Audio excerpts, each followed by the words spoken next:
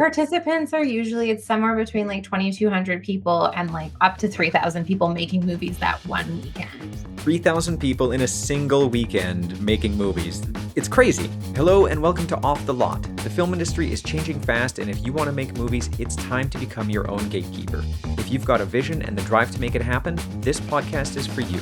We're your hosts, Ken Kabatoff and Anthony F. And every week we dive into the hustle, challenges, and real-world strategies of independent filmmaking. We talk to directors, producers, and industry pros about what it really takes to get your film made. So if you're serious about making movies, hit follow or subscribe. It helps us keep this going. And if you like what you hear, spread the word, share the episode, leave a comment, and help more indie filmmakers find Off the Lot.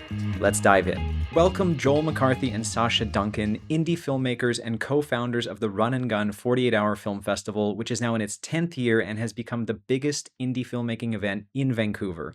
And you not only created Run and Gun, but also the Shits and Giggles Film Festival, the Blood and Guts Film Festival, and the Vancouver Quarantine Performance Project, which all together have contributed to the creation of roughly 900 short films made by thousands of filmmakers in the Vancouver indie community. So we're obviously very excited to talk to you guys today. Thank you for joining us. We're actually over 1,000 now. I haven't updated the number. Wow. I gotta do the math. Oh my God, 1,000. Okay, there we go. Before we dive into further, we should mention that this episode is coming out on registration weekend. So at 12:01 on Sunday, April 20th, the queue opens up on the Run and Gun website. And what do you expect to happen? The apocalypse. Honestly, it's so funny. We always like second guess ourselves every year, but this is the first time I'm going to make a prediction that I think is accurate. 2 years ago, we sold out our 150 slots by 9 a.m. the next morning. Our last year, we sold out in 43 minutes. Wow. And but I will say we were like at 140 signups at like 12:10, and then for like 30 minutes there's just like one every 5 minutes. It's going to be the first 10 minutes this year potentially. Wow. It's worse than Comic-Con. I'm like, I don't know if people still want to do this. So at this point, it's our 10th year. We might have to change our way we do sign up. Every year we're like, is this fair still? But I think midnight is like it's a fair time where, you know, most people are not at work. It's an uncomfortable time for a lot of people who go to bed early, but there's something kind of exciting about like staying up to midnight on 420. And It's like a concert feel, right? Like the old school concert, like or going to stand in line to get into Indiana Jones movie or something like that. You know, it's that feeling of every even the sheer community of everybody getting ready to sign up. Feels like an opportunity. Yeah. It's exciting. It's like when you wanted to stay up late as a little kid. I think there's like an aspect of childish wonderment. We have a few teams that have been doing this since high school and then since and from college as well, and they're now working professionals, which is really fun to see these like kids come in and then just keep up with the community. So I guess 10 minutes is our prediction. 10 minutes for 10 years. I mean, that's an amazing run, right? That's great. What inspired you to start Run and Gun, and how did this all begin? 2014, I had a few very productive years when I got out of film school, where I made 2 features right off the top, which is insane. Wow. But we had a relatively good festival circuit, and we were going all around, and it was super exciting. We were meeting amazing filmmakers, going to these amazing festivals, and I really got a sense of like what I valued in film festivals, what I didn't value, etc. The things I was finding in my travels were a little bit more exciting than what I was finding in Vancouver as far as like an indie film scene. I think we had, you know, not too many things that were specifically for indie filmmakers. For me, I felt at the time like VIFF was kind of all over the place and hard to keep track with. Crazy Eights just wasn't the kind of punk rock vibe. 2014 was when I started in the industry. So I remember well that there was Van Chan, And that was great, and like a very like a small pocket of the indie community that you were a part of. And then it was kind of crazy eight, which to someone who's just come out of film school still kind of feels a little unattainable. So they're really like 2014 was, it was a bit different than today, where you have such a vibrant indie community. Actually, the first Run and Gun was before Van Chan, but they advertised it at the Run and Gun. There wasn't even Van Chan. Which R.I.P. I love Van Chan. But yeah, so there was that going on. Also, I did 48-hour film festivals when I was in high school. So for me, it was my first time having my stuff on the big screen and what have you. And so it was a mix of, I love these 48-hour film competitions because it's easy to take that weekend off and that kind of competition aspect. And then there was a lot of like cool film festivals. I think one that really inspired me is called the Canadian Film Fest in Toronto. Okay. It just felt like an amazing community. And so me and my buds who were starting a production company, and we'd rented out a garage in New West, decided like we gotta to kick off our production company, let's start a film competition. And yeah, Charles Chen and Natch Dudsdy Mehta, who are both, we've all kind of gone different directions, and I don't think any of us would have thought Run and Gun would have lasted more than 5 years. But I somehow it just didn't die. And yeah, so the first year we did it, we only had like 16 teams sign up. The next year it was like 18 teams. And honestly, it was like the most fun. Then the pandemic happened. That's when we started working together. So I came on to help Joel run that, and it was super fun. And then in 2021, when theaters were theaters again, wanted to start Run and Gun up again, and Charles and Notch were both busy producing and kind of had moved on from the competition. And so I came on, and I just remember us talking about how many films should we open it up to, and Joel was like, well, maybe 60 because that was our last Blood and Guts. And I was like, what about 100? Like thinking that there's no way. Bigger, more. Yeah, like there's no way that we're going to get 100 films. And then we did. Yeah, well, with Blood and Guts, we capped it at 60. So we didn't know what the ceiling was yet, but people were hungry for Run and Gun's return. So we had 100 that year. We had a team of myself, Joel, and 2 others, which was insane. It just sort of exploded. Like I think after seeing the quality of films, like across the board, not just cinematography and like the traditional shinier aspects, but like the writing and the thoughtfulness of the films. And then the hunger for community. I just think that, coming back after being shut inside for so long was like one of the reasons that we were able to grow so quickly. There's just such a demand for filmmakers to come together, and to Joel's, like, our founding principles are everyone's movie gets shown. Anyone can make a movie and make whatever you want. And I think like that spirit that he founded it with is really what like everyone craves all the time as filmmakers. And we didn't want to put any kind of content rules on people and things like that, which is created for some really wild films in the past. But I think that we just really wanted it to be something open and accessible. We've had, filmmakers as young as 8 years old take on teams, and, as old as 70. It's really open to anyone. Yeah, you really feel the community. So like, I made a film for Run and Gun in 2023. Which was awesome. Oh, well, thank you. And we had a blast doing it, but you really just got the sense of community when we made it into the finals that year, and I just remember somebody referring to you two as like the mom and dad of indie film, and I was like, yeah, that's really what it feels like. It's just like, and we're all these crazy bastard children that just make weird movies. It's in a way like the slam dance to Crazy Eights is like Sundance, and I mean that in the best way possible. It was just so fun and inclusive, and anybody can do it. Well, not anymore, because now everyone wants to do it, and you have 150 teams. Yeah, but anyone who can register between 1201 and 1208 can do it. We do like full transparency. We do like keep slots open for like high school and junior high team. Like we do keep slots open for like new Run and Gunners and student teams, and then we have like a set for underrepresented filmmakers, which we define based on our data of like what types of filmmakers have historically been underrepresented in our specific community. Really wanting to make sure that we're allowing new people to come into the community at the same time as like lifting up, our returning favorites or people who love it and want to keep doing it. What do you think is the biggest mistake filmmakers make when they participate in Run and Gun? Oh God, taking it too seriously. I think like Run and Gun is first and foremost a place to come and like make something you enjoy with your friends or like people you want to work with or like test out a piece of gear or a technique or an idea. I'm so appreciative of what people are able to achieve, but like for me, it's about making something fun and cool and interesting for you and then coming together in community to celebrate everyone who's done that in such a short span of time.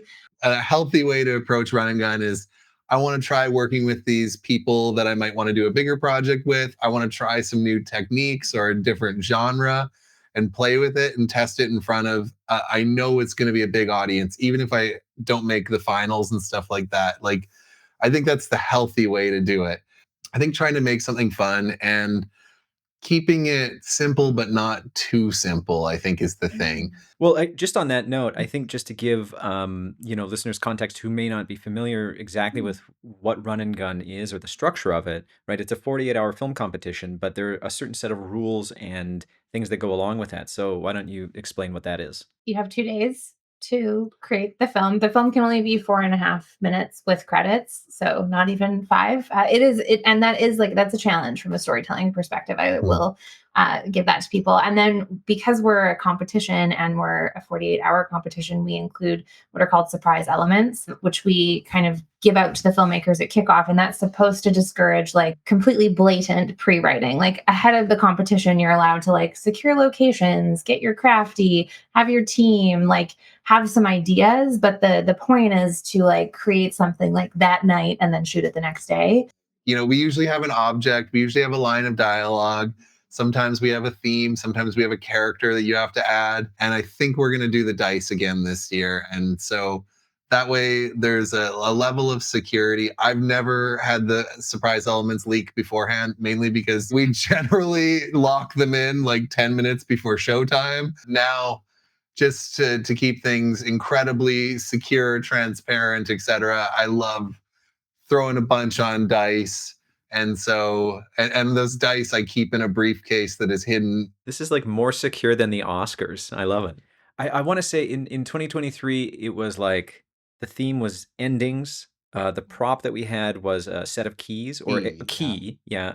But so it could be like piano key or a car key, Or a keyboard landmark keys. of, a landmark of some kind. And then what was the fourth? A line Oh, of it was dialogue. which was nobody puts baby in the corner or nobody puts blank in What's the blank in a blank? in a blank. Yeah. Yeah. But it was inspired by Joel had just seen that film for the first time. I had never seen Dirty Dancing until that year. Really? Wow. Yeah. It's great. I made him watch it because it's such a great movie that is secretly about like reproductive rights in the 80s. The landmark we added out of spite because we had people like complaining about surprise elements. I mean, I can't remember. Anyways, we decided like basically. Yeah, we don't like to be cops, but we had people that were like wanting to be cops, being like, I heard these people pre-wrote and they've got this location and this, and then so we just thought we'd throw this curveball of like, yeah, and there's got to be a landmark in it, and some people were really lazy. They just like the amount of people that like put a picture of the statue or the Eiffel Tower on like their fridge. We had 6 teams show up at the White Rock Pier At the same time. Trying to shoot. Yeah. And it was all like this run and gun pandemonium. That and the steam clock both got like completely rushed because it's 150 teams, right? Yeah. But I was surprised that the White Rock Pier and I mean I knew the steam clock was going to be in the running for most used landmark, but the White Rock Pier, that was the silent killer. Oh yeah. For us, we shot at the Vancouver Film School, and when we were sitting at the 4th floor, like writing campus when you did your meeting right before it kicked off. And so we had the Harbor Center like right out the window. And I was like, okay, well, we're set. But then it just didn't really work organically for it. And so we went with like the snow globe, but then turned it into a gag in the movie, a snow globe of like all of the Vancouver landmarks. So, it was like half lazy, but we tried to make it work. No, it's tough. And then last year's 4th surprise element is we had to have one line of dialogue not in English, which was actually quite interesting. Yeah. Have you ever thought about I guess the landmark was trying to achieve that, but like element that really can handcuff a team. Oh, I mean, give us ideas. But I will say it's a balance, right? Because like we're not going to have it be like a bridge because we don't want everyone going to the bridges. And we like we're very grateful that the cities of Vancouver, Burnaby, Coquitlam, Port Moody, and all of them have yet to be like, hey, what What are you guys doing? Yeah. We had someone reach out to the city last year, like some team was like, hey, how does it work with Run and Gun? They're like, the fuck? And we were like, They contacted us and we're like, we don't own the films. First rule is don't talk about Run and Gun. Well, also to give some context, like you have 150 teams and an average crew is going to be at 10 people or a few more with cast and everything. So you have like over 1,100 people that weekend. Participants are usually it's somewhere between like 2,200 people and like up to 3,000 people making movies that one weekend. 3,000 people in a single weekend making movies. It's crazy. We when people submit their films, we ask them how many people work on their films, and we were surprised at how, because like there's always like a couple of teams that like last year, for instance, there's one that had like 60 people, a couple that had 40, and I don't understand their mentality. Like I never would do that as a participant, but those ones don't usually win.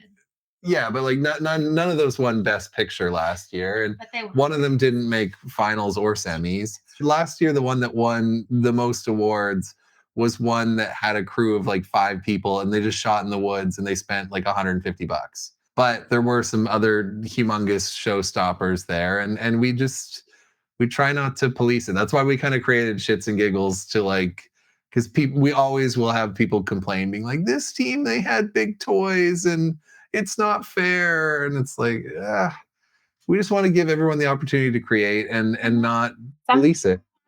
Like some cinematographers want to go on set and like use their full kit and direct, and like that's fine. That's like their right. And I think like the point is that anyone can make a movie in the way that they want to do it. And like you said, like the winning films aren't the ones with the best toys anyway. So it's never relying on that in the first place. Like the quality of the film that wins is the one that just executes the best. And that's a human factor more than it is a tool factor usually. Yeah, exactly. And it's also like in the same way that we have a lot of people are always like nervous these years about like AI and stuff like that. The films that have cleaned up have been so human driven type thing that it's like, I think a lot of people just want to find reasons to know why wasn't I picked as the best type thing or what have you. Like, but I think when it comes to like this kind of indie film, it's usually just, what's a good idea? How are they executing it well? Are they editing it well? Is there good sound? Like that eliminates so many teams right off the bat. If you can't hear the dialogue, it's just like, oh, you just can't get into it. And I think like also for me, like it's really not about winning awards. Like that's so beside the point. It feels great to win. Like don't get me wrong. As a filmmaker, it feels great to have your work be loved and win and like get into things, and that feels great. But like I think it's more important to have made something that you're proud of. I think the biggest mistake we ever made was turning it into like a whole award show at the end, but people expect it now because we have like actor awards and like we have 13 or 14 different awards, and it's this whole show and people expect them and they're good prizes, etc. Shits and Giggles is kind of like our do-over festival, and I'm like, we got first, second, and third. All audience choice. The audience chooses, and I don't want to deal with any of the politics. I'm realizing how much our personalities are very like indie film mom and dad, where I'm like, just make something you like. And he's like, okay, this is how it's going to be, kids. Yeah. So, I mean, Run and Gun's already kind of like, it's become like an important part of our community. And like, we don't want to, we want to, preserve that because it is like this opportunity that everyone has every year. And for a lot of people, they look forward to it like Christmas. Yeah. It's very much an opportunity to like show who you are and show your work in front of your peers in a like organic way where your peers are going to see it. And so I think that does put pressure on for people, but is also very exciting. And there's like, we put on a good event. That's so much fun. And I have yet to be in another space where it's just so high vibe and like everyone is so supportive and excited for each other, and it just is so warm. I look forward to it every year. Yeah, it's the first time I ever saw any of Ken's work was at Run and Gun. He was like, "Oh, this is awesome," and "Oh, he's working in the writing department and VFS or whatever." Right? Like, a lot of the filmmakers that I love and follow in Vancouver, I've just met and learned through this festival because And a lot of creative teams have met at the festival. A lot of people who've gone on to make their features together have met doing this. Totally. I met a lot of filmmakers at the year that I went, and we're still in contact today. Made a bunch of friends there, and yeah, it really is just a great community experience. And if you get a chance to do it, yeah, highly recommend it. It's an insane weekend. Like, so my experience was we knew we had a location that for sure was set, and a crew, and we had some good people on board. But again, you're just not really sure what the story is going to be.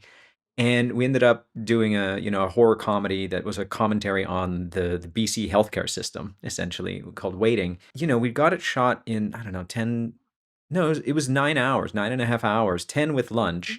And so we were pretty stoked about that. But editing it, I just remember at like 4 in the morning. I used to be an Adobe Premiere guy, and then my editor used DaVinci Resolve. And so we were co-editing. I use DaVinci Resolve now, but I had to learn it that night after being awake for like 25 hours straight.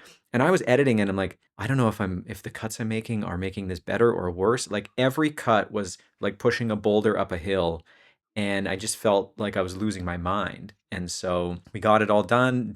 I had some visual effects in it that I had to do the next day, that Sunday. And about 15 minutes before I think it's a 6 p.m. deadline, right? 7 p.m. 7 7 p.m. 15 minutes before, something went wrong with the export, and I was like freaking out, and I got it done just in time, but it was just a crazy weekend. Yeah, Like, but the cool thing this year, and this is the kind of first time it's lined up when it has, is it's May long weekend, and a lot of people will have the Monday off. yeah, for the shoots. Oh, that's great. Oh, So, right, Yeah. so there's a recovery Monday, but also apologies for wrecking everyone's May long weekend plans. Yeah. Your plan is now running in. I feel like a lot of indie filmmakers are like, I can't afford a vacation, but I'll dump all of this money on a little indie film. Or So one other exciting thing that I'd love to know more about in terms of Run and Gun is that this year, I believe it's the first time you've been recognized by the Telefilm Canada, right? And you've gotten funding from Telefilm? First and foremost, yes, I am very proud that Run and Gun is supported nationally, provincially, and by the city. So we're supported across all of our levels of government, like of people who give grants. And yes, Telefilm is one of those supporters. As someone who's like not a grant writer, I'm also very personally proud to have secured that funding. Yeah, for anyone who wants to sponsor the event, come talk to me because I deal with all of those things. I'm going to just talk about Telefilm. I'll isolate them. Sure. It's like their job to support. tax money goes to. It's like their job Yeah. to support things like our festival. I don't know that their decision-making process is perfect. It's very bureaucratic, as you would expect, the way that they evaluate, like my understanding of how they evaluate festivals that apply for the specific fund that we did. And I think like that could be better. Like you said, it's a very bureaucratic system, and they gave us post-production funding. They wouldn't give us funding for our film in the first place, but they did wind up give us post. So, thankful for that. The funny part was going through the process with them. First they said the script wasn't ready. And then we said, well, we're going to film it anyway. And then they said, oh, you guys have already started filming. Well, we can't give you any money because you've already started filming. And we're like, well, you said no already. So what do we care? Yeah. And then they kept asking for cuts as though they had somehow some stake in this process. Then when we finally came to them at the end, and it was that end of the year thing where like they realized that the films that they had given money to or had committed to had not been able to secure their funding. So because of that, that money went back into a pot. And because, of course, they're a government agency, if they don't spend that money, they don't get it again. And so they gave us, they were just looking for people to give money to. And then the funny part was we had crowdfunded most of the movie because they hadn't funded it. So we crowdfunded it. And then they came back and said, we don't understand this crowdfunding. You have to list off every single donor. And we're like, well, we had people giving us we had poker nights where people would give us $5 and things like that. And they're like, we have to count for every dollar you got in this. And I'm like, do you guys not understand how silly that is as a concept of like, and they wouldn't recognize crowdfunding as a legitimate funding mechanism for a film. They just didn't understand. I'm like, it's been around for about 10 to 15 years by now. Like we're not the first Kickstarter campaign.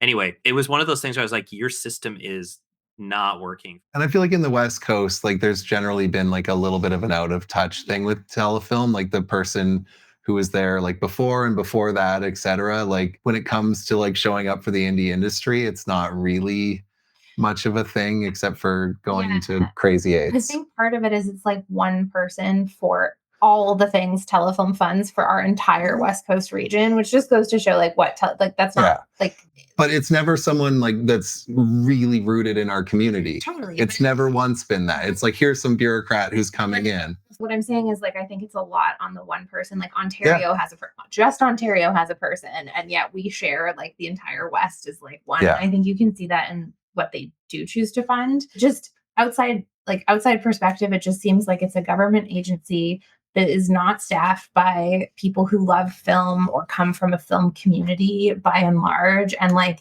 that really sucks because you kind of want the funders, to like understand that Seed and Spark and Kickstarter are like the lifeblood of indie film. And like, Well, and also understanding that like the criteria they're choosing, for example, like they want you to have distribution. Well, distribution is such a hard, like that in and of itself is a limiting factor, because for most indie filmmakers who are just trying to get off the ground, there's no way you're getting a distributor to sign on to your indie film off the bat, because if you're making a truly indie film, your indie film doesn't have a market yet. So the distributor's not signing on. You're hoping that that film goes to festivals, and like your films have done, like it shows that it deserves an audience at that point. The Hollywood landscape changing and sort of the norm for indie films changing right now, telefilm really has to get with the program, right? Like, not only do they have to look at the cultural relevance of a movie, but now with the trade wars going on and all of these, buy Canadian. Well, you know what? Let's beef up the Canadian domestic film industry and actually not just choose culturally relevant movies, but commercially relevant movies. Like, what is going to make money, launch directors' careers, filmmakers' careers, provide jobs. And also, Anthony has made this point many times, but I'm going to say it this time, which is, tax incentives for private investors to get in and help fund independent films so that we don't just rely on Telefilm or Creative BC or other funding bodies. Why can't I go to my dentist who owns these amazingly, beautiful offices and just be like, all right, 100 grand, it's a write-off for you, and it changes my life, and it puts food on, my set dresser's table. Everybody wins. There's no downside. I'd vote for that. if we can put that on a ballot, amazing. Yeah. And the model exists because they came up with it, like the states did it on the jobs recovery plan. Like I think when, I can't remember which president it was, it might have been Obama or something like that, but they brought in this thing where basically it was like you can claim a tax loss in the year that the film you invested in is being made, because effectively you've lost your $100,000 has been spent that year. So that's your tax loss, and then you only start paying taxes when you're getting profit. We have a very risk averse investor class in Canada, which has served Canada very well, because we've managed to avoid a lot of the financial problems that the rest of the world has had. But this is one area where the cultural contribution, I think, is suffering. You could donate to a theater. The theater can register as a nonprofit, and you can get a charitable tax deduction. Registering a film as a nonprofit. We're not making money on our indie films anyway, so we might as well make it charity, and we might as well give people an opportunity to get a tax write-off for putting a donation. I was just going to go back to something, Ken, you said, which is that I think like culturally relevant and commercially viable films so exist like as the same filmmakers film. I'm new to being a genre filmmaker, but there are just so many people in that space telling genre films that are also culturally relevant, and like genre film is just so not a priority. But Sasha, your film, Easy Bake, right, is culturally relevant. You speak to it, right, as far as your pitch and your connection to a story like that. And on top of that, it's a horror film, right? And so you have these genre elements that are mostly, commercially viable films with a message. And you pulled it off, and it's great. And why not turn that into a feature? And why not, why can't Telefilm or other people look at that and say, yeah, actually, this is something that would make money, especially if we make it. It doesn't have to be a huge budget, right? One, I'm trying, and two, like, we have a very successful horror filmmaker friend who's just been completely snubbed by the Canadian funding industry and other parts of it. And like, she was kind of like, fuck it, I'm going elsewhere to make this because I have the option. And also like, I would argue her features now are culturally relevant, commercially successful, have an audience, but like Canada was like, eh. Yeah. Yeah. Yeah. Well, and think of this like Get Out, right? Like Jordan Peele's sort of breakthrough film, if you want to call it that. Probably very culturally relevant for Totally. given the subject matter, but a very, but a genre film, right? Like a genre film, but huge, but a genre film. And this is what genre films I find are best at doing. They're best at hiding the medicine in the candy. Right? Like you are giving people what they want to see because they want to get scared or they want to laugh or they want to see science fiction or they want to see action. You're hiding the culture in there. And at the end, they walk out going, that actually was a No, very good I commentary think on you're capitalism. right, but I think a lot of the times it's like let's pick the heavy-handed drama that Right. tells you Yeah. exactly about this is the social Yeah. issue. Fucking listen. No one walks away from that movie and goes, "You got to see this movie where I was getting lectured at for 90 minutes." And like I exist a lot in the documentary space, and like that's one of the things where the trappings is like if you want to make something that does have a message and gets people to like think about something, you have to make a good movie first, tell a good Yeah. story, Totally. and then that word of mouth and that excitement that comes from the film is what's going to pass that on. And it's tough, but I think like sometimes the decision makers maybe just like don't understand any nuance at times. I mean, sometimes there's good decisions that are made. It's a lot like a studio, right? That's that sort of studio mindset of like, we've got accountants on one side and we've got people who wish they were filmmakers on the other side. Everybody's making a decision that everybody's going to like in the end, and ultimately in the end, that becomes a milk toast product. Yeah. Like if everybody, if you don't have a, and again, I'm not trying to say that capitalistic system of just like, best idea wins in the States or whatever it is, like where it's like every person for themselves, just go, make money and screw everybody else, works. But it's that idea of like risk taking with filmmaking is where you get good films. Kind of circles back to what you guys were saying about Running Gun. It's like you get 150 new films every single year. Well, a lot of them are risk taking, and some of them succeed tremendously at that, and some of them fail. But even the failures are probably great learning exercises for those people to go out and try something else the next time. Like sometimes a joke doesn't land. Like four of us can have the same joke and one of us tells it the best. Some of us just aren't good joke tellers, but we learn by like getting booed. You learn by getting booed, right? You learn by getting heckled in the audience.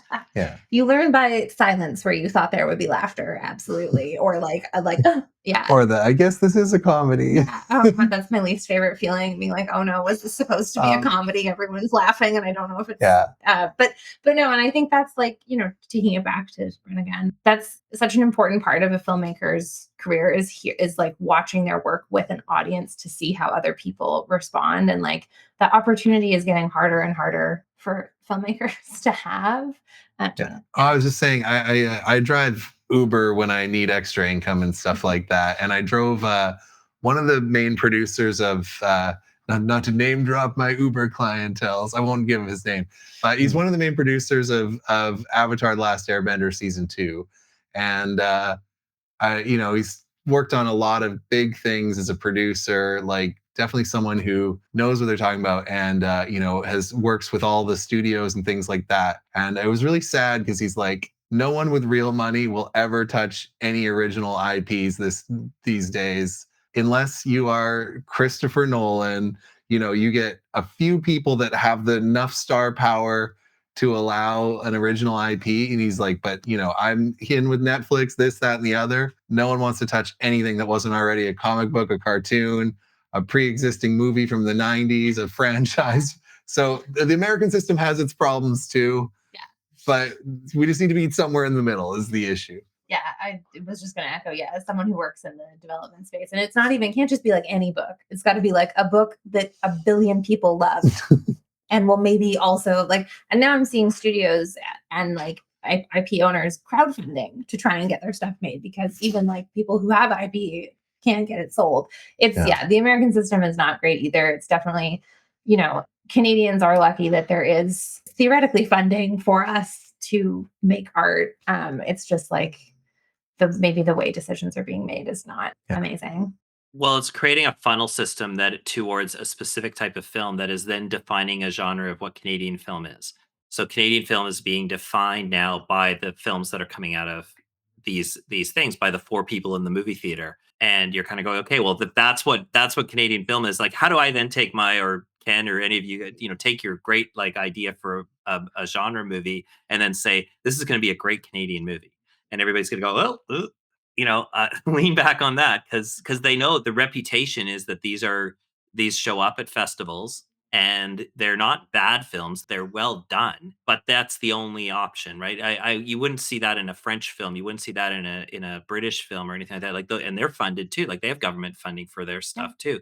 But they come out with, they for every one of those slow burn films that are really well made but just aren't audience driven films, they come out with something else that is just like, just blows your mind. Absolutely. Yeah, I agree. Yeah, and I mean, we've got a lot of systemic issues in the West Coast. Like when I was starting, a lot of the times people were just like, if you're not moving to Toronto, you're wasting your time and things like that. And I, and I think like, and then like my peers when I was getting started in Toronto, like, I'm like, oh, they're actually like directing TV shows and all this sort of stuff, and they're making their own TV shows. And here it's like we get like two original TV shows for like 10. So I think that we just it's tough, but I think you almost need to like we need to infiltrate and just kind of do the things here and not wait for the system to change, because it hasn't changed in a good way in my 15 years in the industry. I know a lot of how I look at it is like, you got to make things happen and find your ways to kind of, whether it's lie, cheat, and steal, or convince a dentist to pay for things, etc.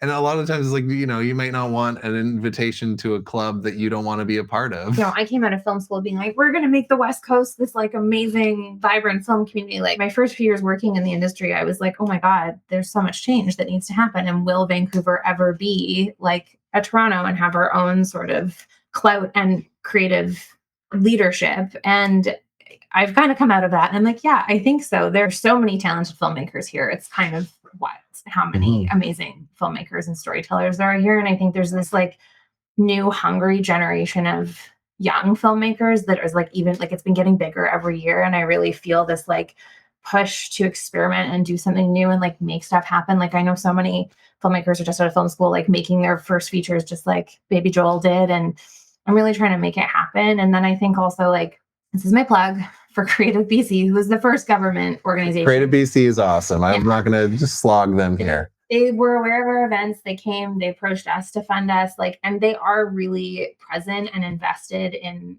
the BC and, of course, Vancouver and the Lower Mainland, because it's like where everyone is. But they're really invested in in the indie film community, in creating more space for people to create. So I think change is possible. It just is like hard.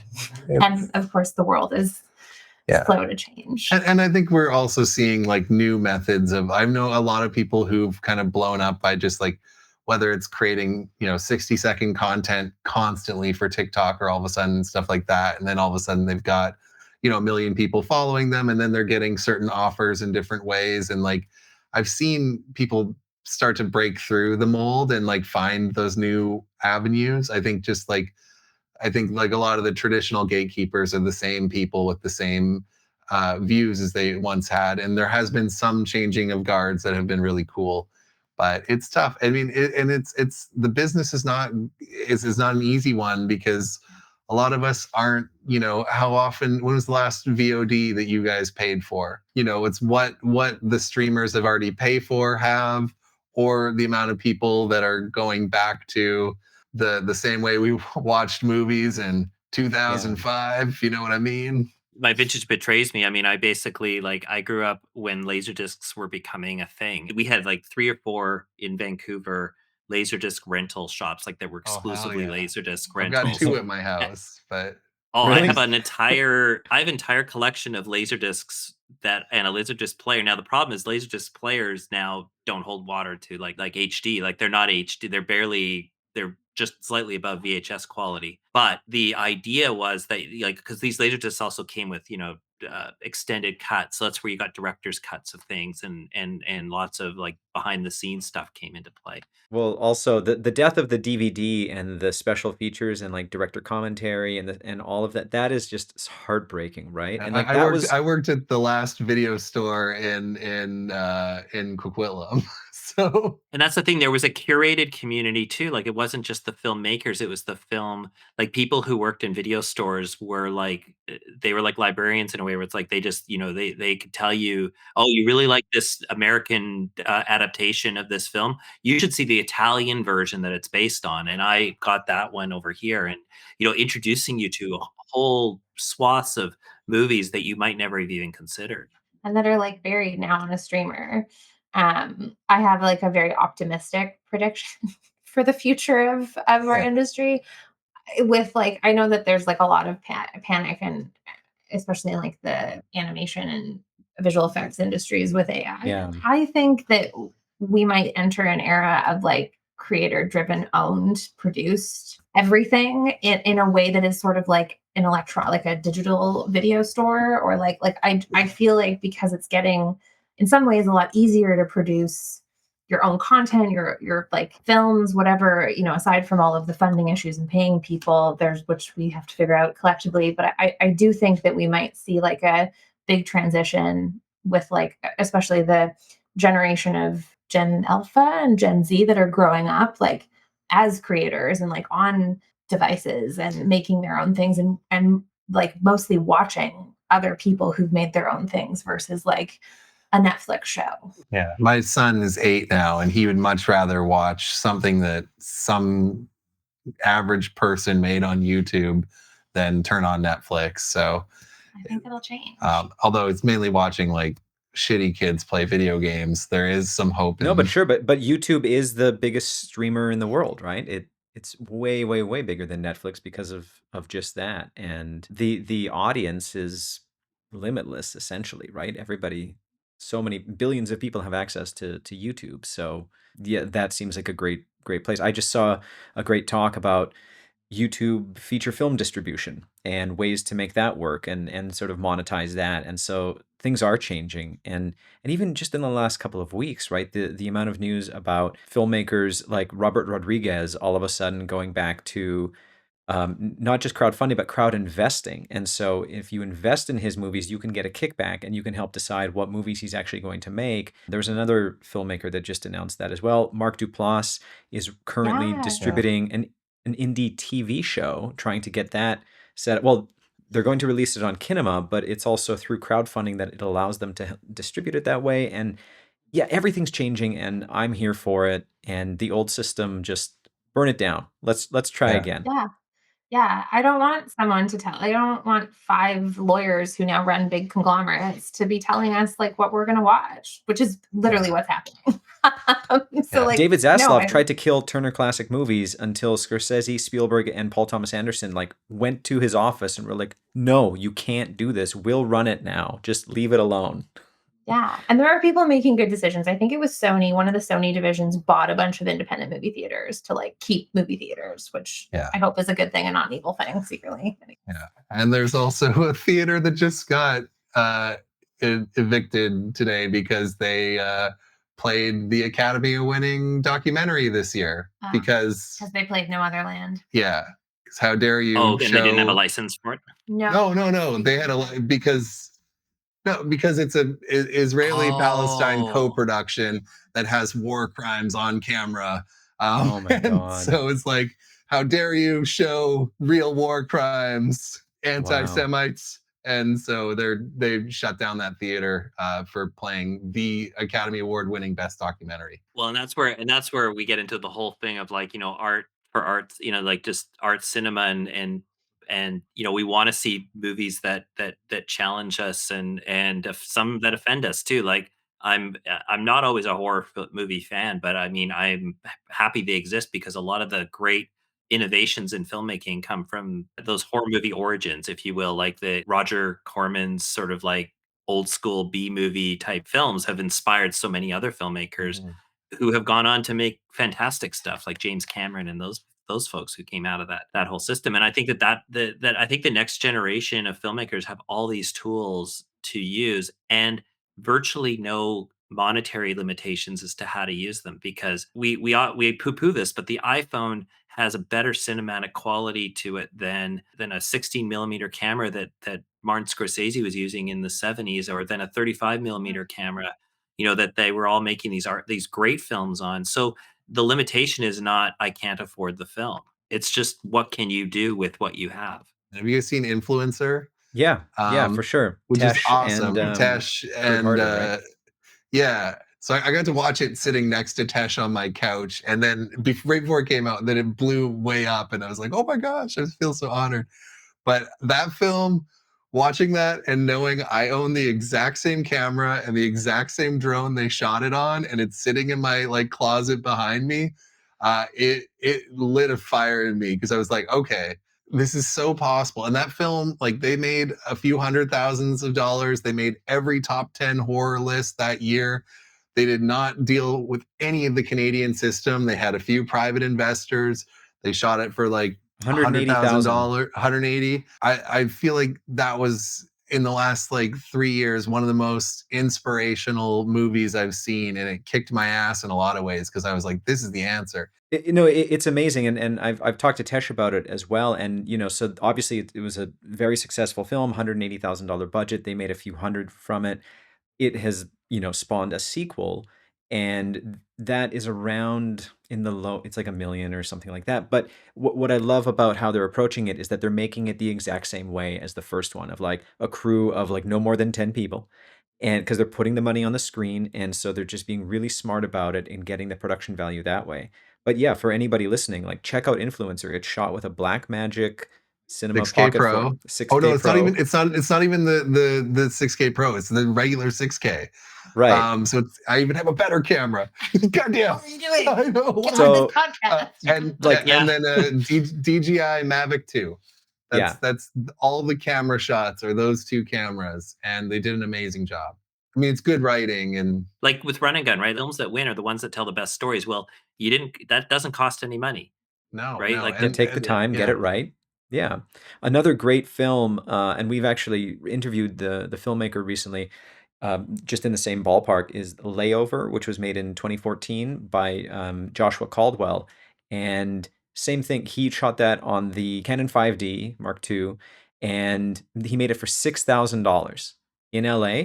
And it doesn't feel like a $6,000 movie, because they were really smart about how they shot it. And they just, again, you have a DSLR camera, you can kind of sneak into all of these locations Yeah. and keep a small footprint, and it just has this big scope to it, but it's a tiny, tiny, tiny movie. And so I would also recommend checking that out, because to me that was the same feeling of just really inspiring me and going like, okay, well, I have all this equipment sitting right over here. Why am I waiting to get $800,000 for my feature when I can make another feature, much smaller, but tell a great story just with the equipment I have right behind? I mean, the one thing that I will say is harder than ever for filmmakers right now is the cost of survival.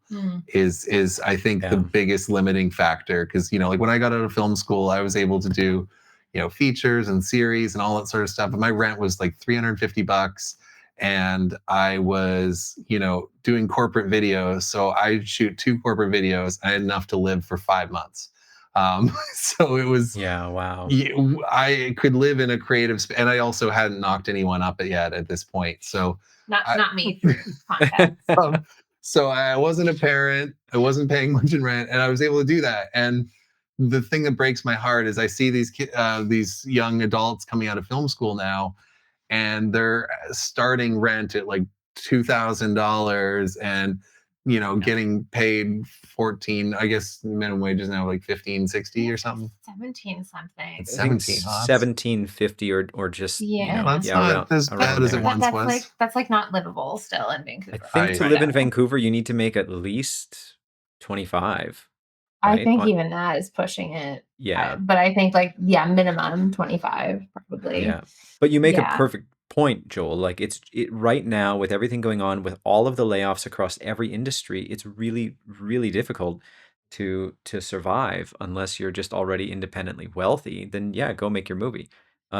we recently talked to Ava Marie Safai, who just said like being a filmmaker is a privilege, right? You get access to equipment and you get to do these things where like that's why these programs like Crazy Eights or frankly Telefilm and Creative BC do offer filmmakers a chance to do it. And if we didn't have these programs, yeah, who would be making movies? Well, probably the people that can afford to not have a day job for a while. I think of everyone I know who's made it like big in like music and stuff like that, and they all are so from such rich families and have Right. never had real jobs. And it's sad because like they're talented, don't get me wrong. I'm not discounting anyone who makes it big in any industry because it does take a lot of effort and time and stuff like that. But the privilege of not working and being able to focus on your creative goals is I think tougher than ever.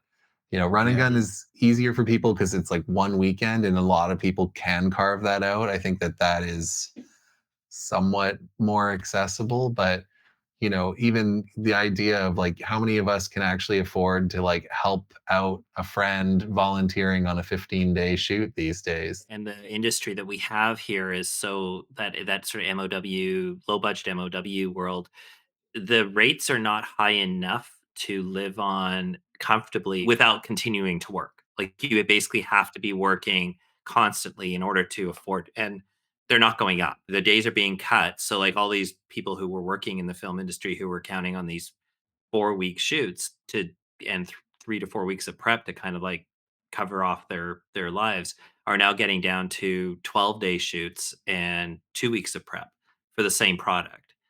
And so they're working harder but not getting any more money out of it. In fact, getting less money out of it, which makes it sad, but it's also again that I think out of that comes opportunity. There is opportunity in there if you're able to find a way. Maybe that is you have to make your movies just cheaper. You can't if as an indie filmmaker, you have to make them cheaper. You can't sit there and go like I'm going to how much do you think your budget is? Oh, I think it's $5 million. It's like, well, no, it's not $5 million because Mm. you're never going to get $5 million. So Yeah. And think it's I $200,000 or less, like the films we just talked or about, less. or like Yeah. or they don't like look bad. They are good looking films, and I think it's just like being savvy with how you're putting the team together. And what you're how you get your production value, et cetera. I mean, I've been really privileged and inspired working on uh, one of Canada's longest going reality shows, Highway Through Hell. Maybe These the longest. last,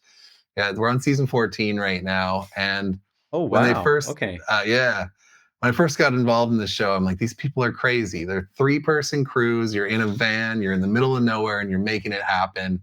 And so you've got like a director who's also doing B cam, also flying drones and setting up GoPros, a cinematographer who's also doing some droning and setting up GoPros, and a sound person. And you just have to make it happen. And and obviously we're dealing with like the show itself is like dealing with the recovery of big truck crashes and things like that. So the content and production value is high in front of us, but there's something like insane that really like fired me up when we did like full long day shoots, and like that would turn into like a half hour of finished popular television. And I was like, whoa, it's not a show that's absolutely my jam or whatever, but I make so many excuses in my day-to-day life, and then I have like a crazy day where we've made a half hour of real television, and you're just like, whoa, why aren't we doing this with our friends more often and finding those moments? So I think for me, like that's where I see a lot of people making short films with really bloated budgets and or series or features that don't quite make their money back. But what has inspired me in these last few years, personally, is like when things just get gritty and run and gunny. And like, the other week, me and literally a crew of 2 people max made a short film that's like, it's just fun. It wasn't anything. It was just something Is this silly, your but it the was just, sketch for the sketch fest? yeah, yeah. It was great. It was so funny. I thought it was awesome. Everybody, you have to go check it out. What's it called? Smash away. Smash Away. Oh yeah. Like Okay. Castaway, but smash. Yeah, it was just literally just based on my friend drives Uber Eats, and he got a order that I thought was just so funny, and I wrote a whole sketch about this order that this guy got on Uber Eats. I just wanted to be like, okay, what if we don't really have crew? And then like anyone who's cast like gets tagged off by someone else holding the camera and stuff like Totally. that. So everyone you see in that short is also who was crew that came and went as we went. And it was really fun. Which is amazing. And then I think about like the Easy Bake, which you talked about earlier, my short, like I'm first very grateful to have like won a pitch competition, been crowdfunded. Like we had like a huge budget for a short film, still not enough to pay people proper day rates, but you know, it close something. But like the size of the crew on some days, like I probably won't work with that size of crew on my Yeah. first like on a feature. And looking back, like I'm really grateful to have had that experience and like have that amount of support and like I'm proud of the work. But I'm like, was this wasteful in some ways? Like, could I have done it differently? And like, I'm glad I've prepped for this because now I can be on a set with like these toys and this amount of people. But like, I might not have that again for a while. And so I think like there's something to be said for being a little scrappier with how you're putting films together. Like we see the example of, you know, big budgets, information and media were fed about making films, but like there's really something to also like pay people fairly and don't screw anyone over. But like, you know, having a 10-person crew, yeah, and doing it that way. You made an amazing film that had so much production value, and like that's exciting. Whereas like, you know, the thing we just shot, I'm like desperately not trying to find angles where it doesn't show how like completely ugly my kitchen is. My house is like so ugly, my new place. And so I'm like so strategic. I'm like, it kind of doesn't look like a piece of shit in this angle or whatever. So obviously having a team that can make that location look good, make things light, well, like there is a balance. But for me, like my most inspiring films these last few years have been like, you know, going back into like Sean Baker's films before. Well, I was just going to mention Sean Baker. Like that's I think a good example from Tangerine, where that was shot on an iPhone, and it was like him and like just a few people, right, that made that film. Oh yeah, so, Florida Project. It was like a under $200,000 budget. I love Red Rocket. Yeah, it's like all that sort of stuff. It's just, you know, I know there's been like, of course, now there's like different controversies about him and that way that film was made and all these like big headlines. But I'm like, I can't like just let an indie filmmaker like have his moment. Yeah. But I remember seeing Nebraska and being like, whoa, like, yes, it has stars, but like it was also like lower budget. It was like, oh my God, is this the return of indie film? No, it wasn't. But maybe we'll see more of a resurgence of. But look at the Oscars this year, right? Like a hand from, but like Conclave was indie. It was big budget. It was like almost 20. Substance was around there as well, but still, Anora, what, 6 million? Brutalist, 10 million. but also $18 million ad campaign. That is a big difference for sure. The hard part is that breaking through, like the next part of this is the breaking through part. The hard part is that, you know, with so many possibilities to make films, it means that it's much harder to find an audience or to get it out to an audience because you have to rise above the noise somehow. Yeah. Yeah. And I think that's when like leaning into like kind of circling back to when we were talking about making a run and gun, like experimenting and like being kind of wild. Like I watch all the run and guns usually multiple times because we also program the screenings. I don't remember like the average comedy. I remember like the really upsetting horror about like the one that you made. Like I remember films or like something that took a big swings, like, weird and like you remember the big swings, and I think that's true like at the macro level in film as well. And I mean, I think it's a good way to like start anything where you can test an audience. What is working, right? It's nice to have something like Run and Gun where you have short content, whereas like the amount of people I know who've made a feature where the writing is on the wall. I'm like, there's not an audience for this film, but like it's my homie. I'm not going to say anything. And you should say something because they're your homie. Well, I mean, or you'll say something and they'll be like, no, this is my art. And you're like, okay, cool. I mean, it's don't get me wrong. I think it's fine to make indulgent films that are for you. Yeah.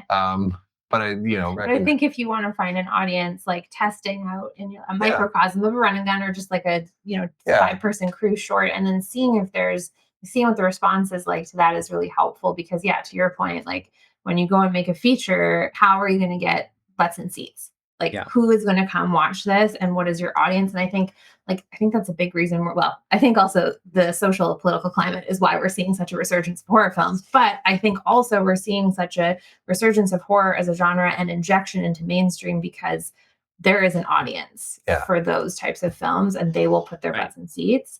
Yeah. Yeah, that was kind of anyway. So And it's budget agnostic often with horror film because like you don't need a star to sell a horror film.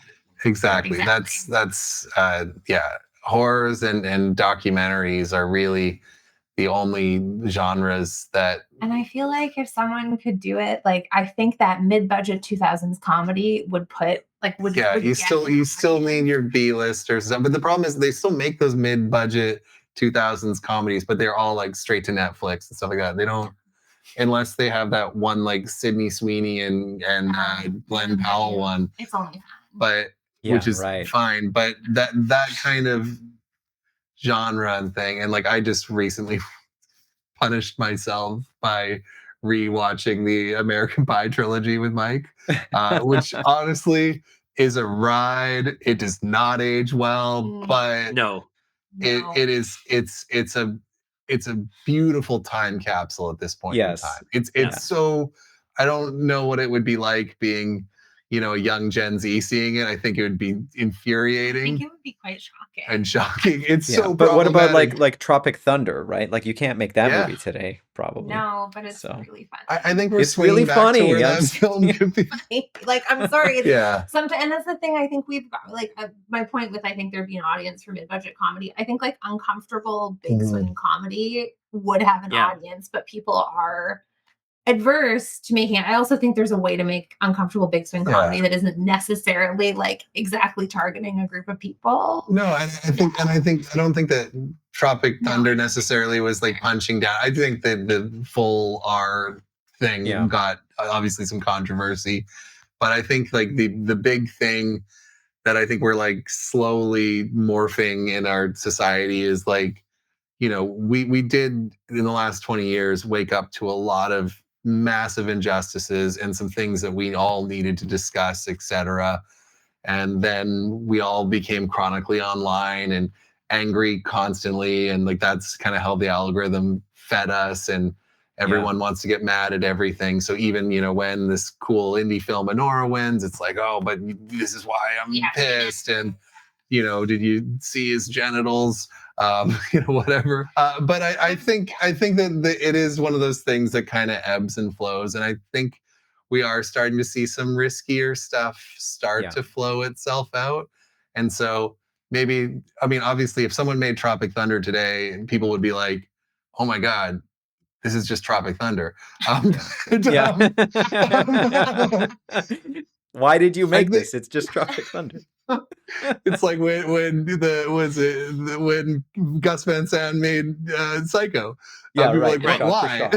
Yeah. Well, I would say it's the same thing with comedy, right? Where it's like, like you want to do Dana Carvey does an imitation of George Bush that is hilarious. But if you want to do an imitation of Dana Carvey doing an imitation of George Bush, you're not funny anymore. Like you're starting to become a derivative of the thing like that. Like comedy is very much about, Hangover was a hilarious movie too when it first came out. And you started watching, you went, oh my gosh, this is shockingly funny and hilarious. And then they just kept recycling the same jokes over and over again, and it ceases to be funny again. I think there's going to be a lot more kind of edgier content coming out in the next few years. I think we are kind of ebbing and flowing. I think a lot of it is because we're starting.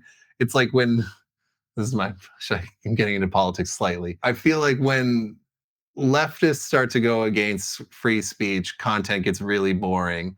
When right wingers start to go against free speech, I think we get some really good content and some of the biggest explosions in creativity. And we've swung now where all of a sudden people are getting removed from campuses for speaking out, for participating in a protest. Certain things are not being allowed to be said in government, etc. And like we've got an oppressive right-wing government running America. So I think that this is like a time that's exciting for comedy. I think when there was and I think look at the 80s. Like the 80s is a great example, like Animal House and Ferris Bueller and all these films that were sort of anti-establishment films where it's like, the principal's the bad guy, the the business leader is the businessman's the bad bad guy. guy. The Yeah. businessman's the bad guy. Like that's where Yeah. you're right, like that rebellion against the sort of the conservative, whatever you want to call it, just like the stifling principles of always having to stay in your lane and do the right thing. And then Animal House comes out and says, "No, man, like blow up a toilet. Yeah. It's funny." And, like the John Landises come out and destroy strip malls, and there's like all of the like these. There's these, but that's a real thing, right? Like what movie is that? Is that Planes, Trains, and Automobiles, where they just go straight through a real strip mall with something? It's Blues Brothers, maybe. There's a lot of Blues Brothers. Probably, Blues yeah, Brothers. Blues Brothers. Yeah, Blues and Brothers, yeah. yeah, and it's like that's exciting, and I think like I wanted to mention Sorry to Bother You for some reason, but now I don't so remember good. why. It's so good, and it's weird and funny and like uncomfortable, and like I guess for me Boots Riley, yeah. Boots Riley. Like yeah. it's an example of like you can also create edgy, weird comedy that is not like punching down at a group. No, Like it's it true. exists, right? Like, and I think we'll see. Yeah, I just think like there was a period of time where studio executives got so scared of internet discourse and like, how do we make every single person in favor of this film and not ruffle any feathers? And I think that like, and I don't think, and hopefully no one's ever trying to punch down or be blatantly anything awful, but I think that there was a lot of creative chances that were kind of pulled back for a last number of years, where I'm starting to see that lift in certain content that I'm seeing, where I'm like, okay, this is brave. And like, we're seeing more dicks on HBO than we have ever seen. That's right. We just saw Jason Isaacs. Yeah. Even though, I mean, are they real? I don't know. That was a prosthetic, but I think seeing like that sort of stuff emerge, I think that something like a Tropic Thunder could exist maybe next year. That's my thought. Who knows? Maybe it'll exist in this year's Run and Gun Film Festival. Oh, they're generally, I mean, we've had some shocking ones. Which is great. Is there any advice that you can give to the Run and Gun teams that are registering this weekend as they prepare over the next month to, get ready for their shoot? Yeah, I mean, okay, well, it's like register quickly. Apparently, Joel has a prediction. You have 8 minutes starting at midnight. Yeah. No, register quickly.